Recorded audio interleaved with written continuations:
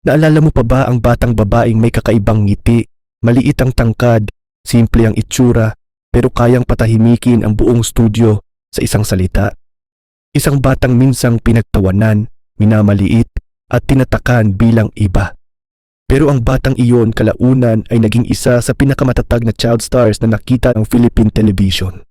Siya si Risa May Dizon. Pero bago ang lahat, baka pwedeng palike ng video at mag-subscribe sa aking channel. Salamat po. At ngayon, mahigit isang dekada matapos siyang sumikat, isang tanong ang bumabalik. Ano na ang buhay niya ngayon? Aktibo pa ba siya? At gaano na nga ba kalayo ang narating ng batang minsang minamaliit ng marami? Pero bago natin sagutin ang mga tanong na iyan, balikan muna natin ang simula. Dahil ang kwento ni Risa May ay hindi basta kwento ng swerte. Ito ay kwento ng tamang diskarte, tahimik na sakripisyo, at bihirang uri ng disiplina sa mundo ng showbiz. Bago ang entablado, bago ang ilaw ng kamera, si Risa May ay isang ordinaryong bata mula sa isang simpleng pamilya. Walang koneksyon sa industriya, walang padrino, walang kasiguraduhan na aangat. Ang meron lang siya, lakas ng loob, suporta ng pamilya, at isang personalidad na hindi kasya sa karaniwang hulma ng telebisyon. Nang sumali siya sa isang patimpalak, marami ang hindi naniwala. Sa industriyang madalas inuuna ang pisikal na anyo, dumating si Risa May na walang arte, walang pilit, at walang takot maging totoo. At sa halip na itago ang kanyang pagkakaiba, ginamit niya ito bilang lakas. Ang kanyang pagkapanalo ay hindi lang tropeyo. So our Little Miss Philippines 2012 is Risa May Dizon, candidate number 9.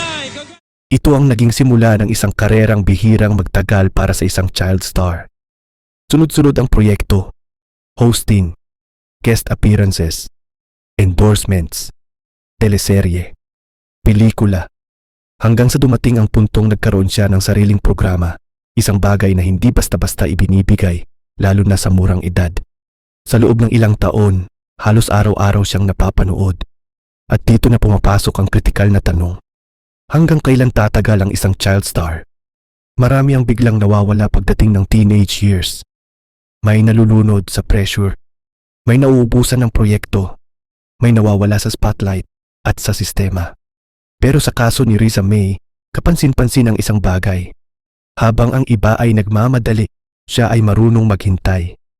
Habang patuloy ang kanyang presensya sa telebisyon, tahimik namang binabantayan ng kanyang pamilya ang isang bagay na bihirang inuuna sa showbiz, ang edukasyon.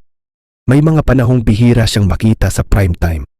At para sa iba, parang pagkawala iyon. Pero sa totoo lang, iyon ay paghahanda. Unti-unting nagbago ang imahe niya. Mula sa batang aliw sa masa, naging isang disiplinadong estudyante. At kalaunan, isang dalagang marunong pumili kung kailan lalabas at kung kailan mananatiling tahimik. Hindi siya nagre-rebrand ng biglaan. Hindi siya nagpilit maging leading lady. Hindi rin siya sumabay sa uso ng overexposure. At dito nagiging mas interesting ang kwento. Dahil sa showbiz, may dalawang klase ng yaman. Ang una, yung nakikita, TF, sa TV, pelikula, endorsements. Ang ikalawa, yung tahimik, naipon, naalagaan, at hindi winawaldas. Sa loob ng maraming taon, si Risa May ay naging endorser ng iba't ibang produkto, mula pagkain hanggang family-oriented brands. At kapag tumagal ang isang endorsement, hindi lang ito kita, ito ay tiwala ng brand. Dagdag pa rito, ang pagiging regular host sa isang high-rating noontime show ay nagbibigay ng mas stable na income kumpara sa project-based acting. At habang tumatagal, mas tumataas ang halaga ng isang host na may mahabang track record at malinis na reputasyon. Pero ang mas mahalagang bahagi ng kanyang financial story ay hindi kung magkano ang kinita, kundi kung paano ito hinawakan. Sa mga panayam at pahiwatig, malinaw na naging maingat ang kanyang pamilya. Hindi lahat ginastos. Hindi lahat ipinangluho. May itinabi. May inilaan sa edukasyon. May pinaghanda ang kinabukasan.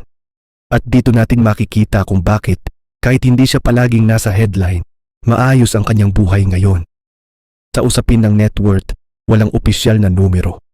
Pero batay sa haba ng kanyang karera, dami ng endorsements, at consistency sa telebisyon sa loob ng mahigit isang dekada, Malinaw na ang kanyang naipong yaman ay nasa multi-million range sa piso, sapat para masabing financially secure siya sa murang edad. Ngunit higit sa pera, mas mahalaga ang tanong, sino na si Reza May ngayon bilang tao? Sa kasalukuyan, mas pinipili niya ang pribadong buhay, pag-aaral, at personal na paghubog. Walang yabang, walang labis na pagpapakita ng yaman. Walang kontrobersya. Sa social media, makikita ang isang mas grounded na version niya, simpleng updates, milestones at pasasalamat sa pamilya. At dito nagiging malinaw ang isang bagay. Ang tagumpay ni Reza May ay hindi aksidente. Ito ay bunga ng tamang gabay, tamang timing, at tamang pag-urong kapag kinakailangan. Maraming child stars ang nasira ng maling pamamahala. Ngunit sa kaso niya, pinili ng pamilya na protektahan ang kasikatan. Hindi pigain ito. Kung titingnan ngayon, ang kanyang kwento ay nagsisilbing blueprint kung paano dapat alagaan ang isang batang artista. Hindi kailangang laging nasa spotlight. Hindi kailangang maingay. Minsan, ang pinakamatalinong galaw ay ang paghahanda sa susunod na yugto kahit wala ang palakpakan. At sa hinaharap, bukas pa rin ang maraming posibilidad para kay Reza May. Mas matured na host, mas malalim na papel, o kahit sa likod ng kamera. May pundasyon na siya, pinansyal, emosyonal, at profesional. At kung may isang aral ang iiwan ng kanyang kwento, ito iyon. Ang tunay na yaman ay hindi nasusukat sa ingay ng kasikatan, kundi sa kakayahang manatiling buo kapag huminto ang kamera. Sa huling bahagi ng kwentong ito, malinaw na ang buhay ni Reza May Dizon ay hindi simpleng kwento ng isang batang sinuwerte sa telebisyon. Hindi ito kwento ng instant yaman, at lalong hindi ito kwento ng kasikatang walang kapalit. Ito ay kwento ng maagang pagkamulat, na ang spotlight ay maaaring magbukas ng pinto, pero maaari ring itong magsara ng maraming pagkakataon kung mali ang paghawak. Maraming batang dumaan sa parehong entablado na dinaanan niya. Pare-pareho silang pinalakpakan, pinuri, at hinulaan ang magiging kinabukasan. Ngunit paglipas ng mga taon, iilan lamang ang nanatiling maayos ang buhay. Iilan lamang ang hindi naligaw. Iilan lamang ang nakalabas sa eksenang iyon ng may naipon, hindi lang pera kundi disiplina, pagkatao at direksyon. At dito naiiba ang kwento ni Reza May. Habang ang iba ay patuloy na hinahabol ang ingay, siya ay unti-unting natutong pahalagahan ang katahimikan. Hindi siya nawala sa industriya. Pinili lang niyang huwag magpakain sa sistema. Pinili niyang huminto kapag kailangan, umatras kapag delikado, at maghintay kapag hindi pa panahon. Maaaring hindi malinaw sa publiko kung gaano kalaki ang kanyang yaman. Walang opisyal na numero, walang ipinagyayabang na ari-arian. Ngunit kung titingnan ang mas mahalagang palatandaan, ang kawalan ng iskandalo, ang tuloy-tuloy na edukasyon at ang kakayahang mamuhay ng hindi umaasa sa araw-araw na exposure, isang bagay ang malinaw, may naipundar at may naingatan. Sa mundong mabilis magpalit ang idolo, ang pananatiling tahimik minsan ay hindi kahinaan kundi estratehiya. At sa industriya kung saan maraming nasusunog dahil sa maling desisyon, ang kakayahang umatras ay isang uri ng katalinuhan. Hindi lahat ng panalo ay nakikita sa kamera. May mga panalong nangyayari kapag patay na ang ilaw. Ngayon, habang patuloy ang tanong ng marami kung nasaan na siya, mas mahalagang tanungin kung nasaan ang kanyang kinatatayuan. Hindi bilang dating child star, kundi bilang isang taong may pundasyon, emosyonal, pinansyal, at personal. Isang taong may opsyon, isang taong hindi kailangang magmadali. Dahil sa huli, ang tunay na sukatan ng tagumpay ay hindi kung gaano kakasikat nung bata ka, kundi kung maayos ka pa rin kapag tahimik na ang paligid. Kung may direksyon ka pa rin kahit wala ng palakpakan, at kung may kakayahan kang piliin ang sarili mo kahit wala ng kamera.